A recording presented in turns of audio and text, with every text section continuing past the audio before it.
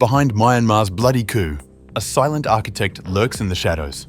As generals seized power, Moscow stood ready, supplying arms, training soldiers, and shielding the junta from the world's outrage. Now, Russia's fingerprints are everywhere, from the skies over Naypyidaw to the streets soaked in protest blood.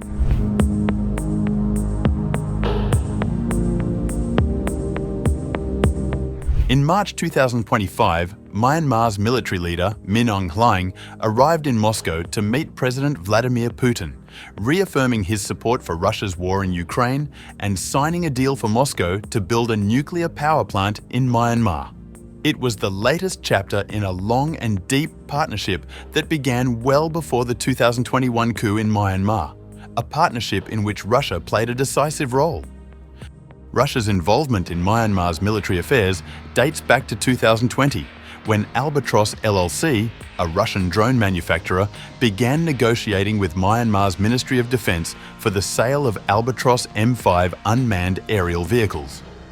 Supported by Set1 JSC, a company producing radio modems for Albatross drones, Russia offered not only equipment but also a potential license for Myanmar to produce the UAVs domestically, alongside a school to train Myanmarese specialists under Russian supervision.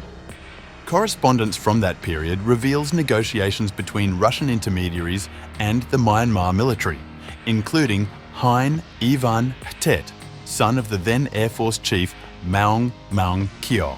By late 2020, test units of the Albatross M5 had been shipped from Moscow to Yangon for demonstration flights.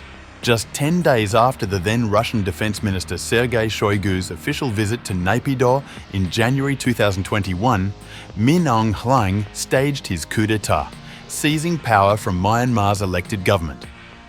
The Kyiv Post reported that analysts have since suggested that Moscow was either aware of or tacitly endorsed the plan during Shoigu's visit to one of several meetings between the two men over the preceding years.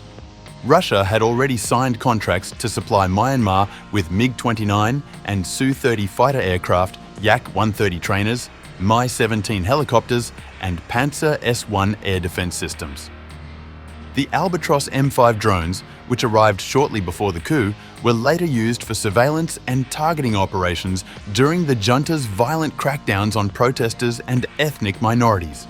As Western nations imposed sanctions and diplomatic isolation, Moscow swiftly positioned itself as the junta's principal ally.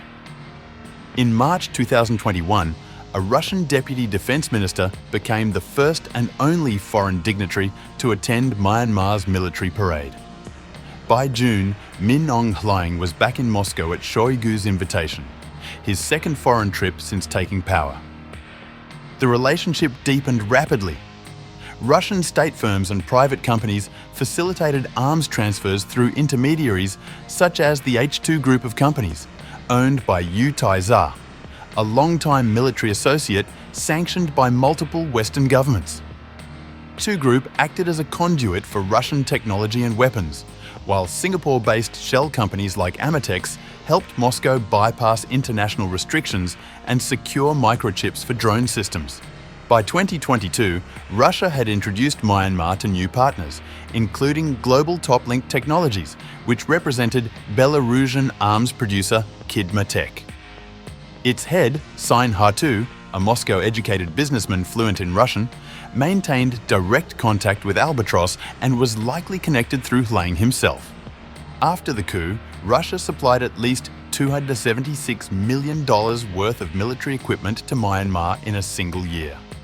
In return, Myanmar exported mines later found on the front lines in Ukraine, used by Russian troops from mid-2023. Throughout 2022 and 2023, Hlaing met repeatedly with Putin, Shoigu, and Foreign Minister Sergei Lavrov. Agreements were signed for energy cooperation, port construction, and Russia's Mir payment system, while bilateral trade surged 40% in 2024. By 2025, Russia had become Myanmar's chief backer, supplying weapons, technology, and political legitimacy to a regime that had overthrown its own people. The military coup that reshaped Myanmar's future was not solely the work of its generals. It was the product of years of cultivation, negotiation, and coordination, a quiet, strategic operation in which Russia's role was central.